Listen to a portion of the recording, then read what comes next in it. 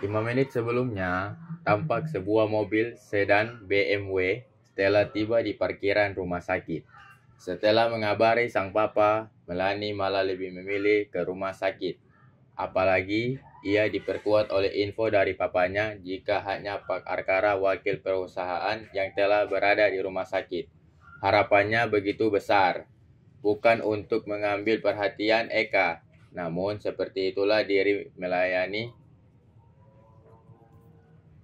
Melanie yang sebenarnya. Adalah gadis yang baik, namun karena tuntutan pekerjaannya lah hingga membuat dia berubah sikap. Melanie yang telah berjalan ke ruang UGD langsung bertanya kepada salah satu pegawai rumah sakit.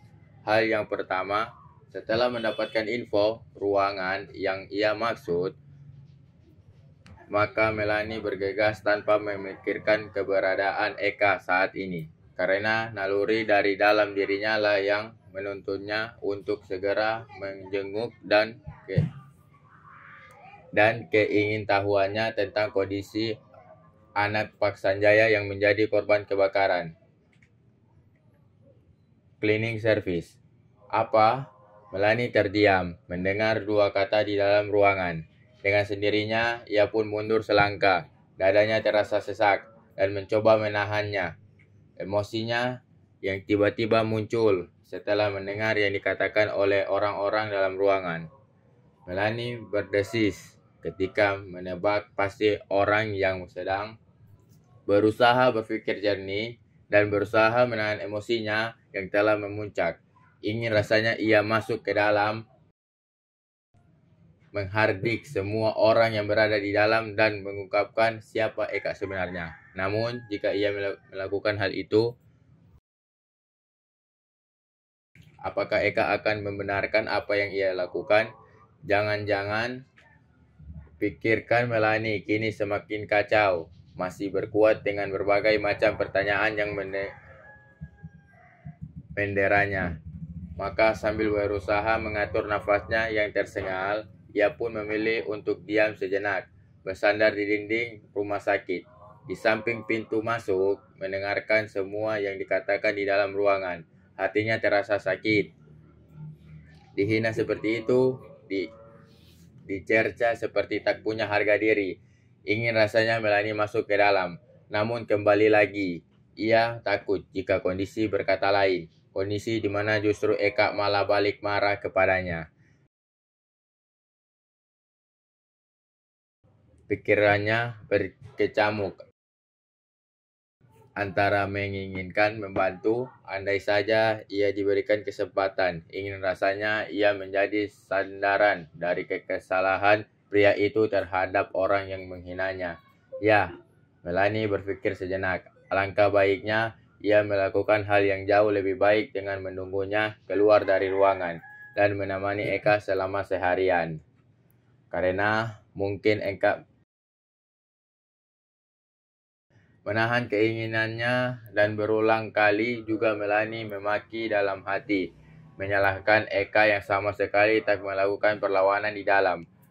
Baik, maaf, telah mengganggu kalian semua. Kini Melanie mendengar kembali suara Eka di dalam ruangan. Ia pun memegang dadanya sendiri yang terasa sakit. Sana, hus. Lalu, ia pun berucap pelan, siapapun elu, gak bakalan gue tinggal diam.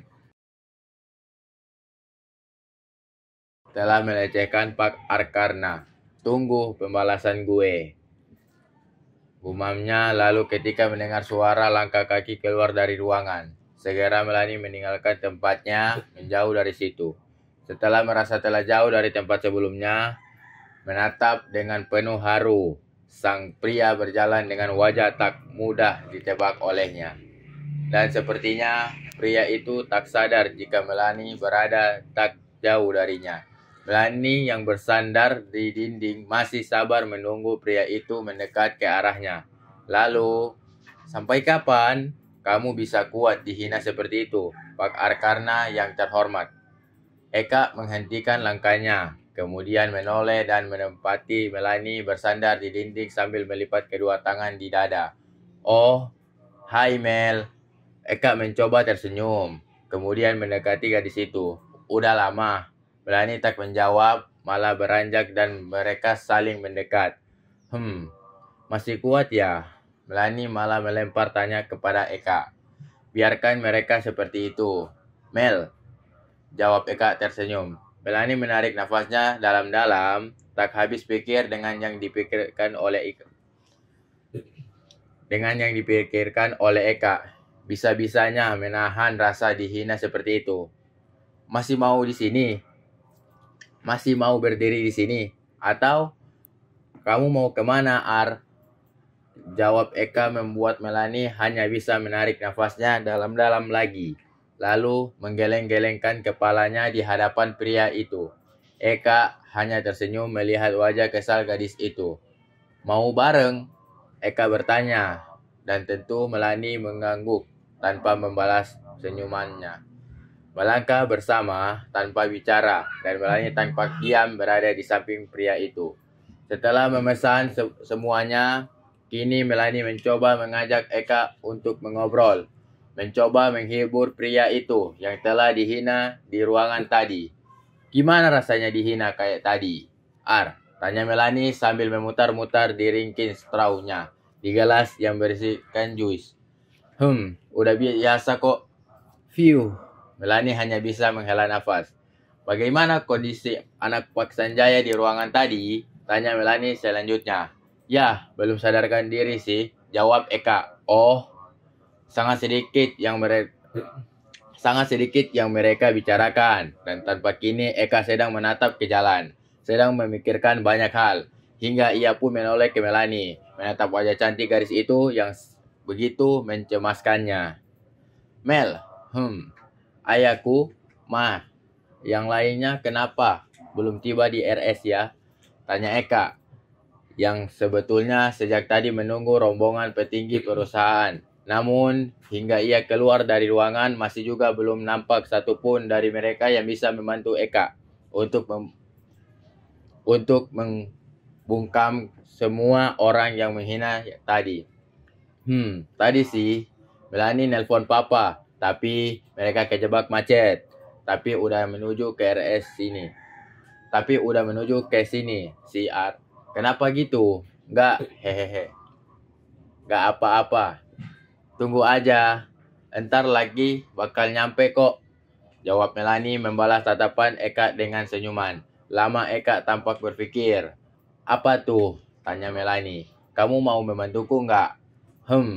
Ada syaratnya. Melanie menahan senyum di hadapan Eka. Dan tampak wajahnya begitu cantik dan menggemaskan. Harus ya? Pakai syarat segala? Tanya Eka. Harus dong.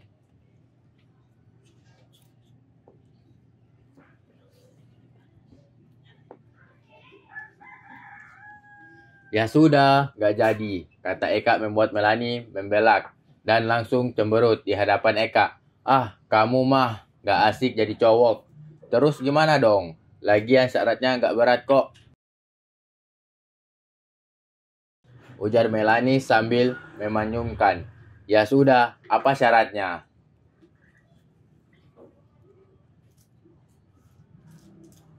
Tampak Melanie berpikir sesaat, kemudian menatap Eka dengan senyum tertahan. Nikahin Melanie. Tentu saja, mendengar itu Eka terkejut. Lalu segera Melanie tertawa di hadapan pria itu saat melihat wajah kebingungan dan lucu si Eka. Kenapa kamu jadi bengong gitu, Ar? Eka hanya geleng-geleng kepala. Seriusan, apa syaratnya? Mendengar pengakuan gadis itu membuat Eka menarik nafasnya dalam-dalam. Yang bilang gitu siapa?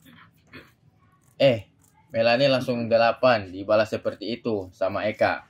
Dan tampak ia telah salah tingkah. Sambil mencoba tak menatap wajah Eka. Kedua tangannya bergerak, menyentuh gelas, lalu ke meja, dan ke rambut. Pokoknya Eka melihat gerakan-gerakan.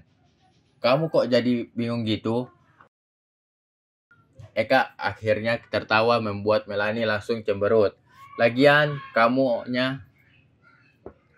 Oke, serius. Apa syaratnya? Tanya Eka.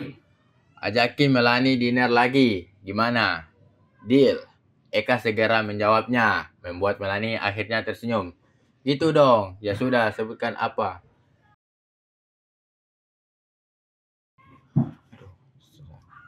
Jadi gini, aku rencananya ingin menanggung semua biaya rumah sakit para korban bencana korban di kantor.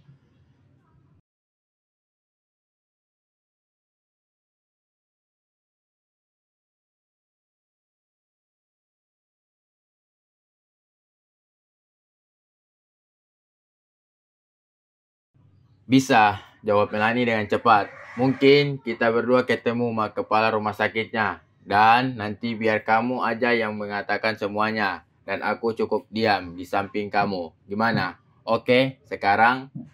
Iya.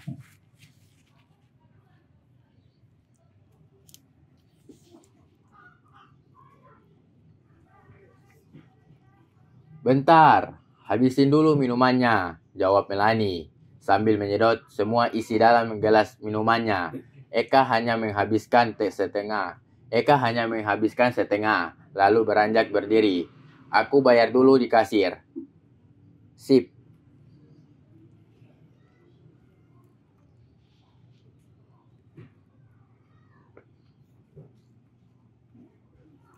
Terima kasih teman-teman telah tonton channel kami. Dan jangan lupa tekan tombol like and subscribe agar kami tetap semangat untuk mengupload novel-novel berikutnya.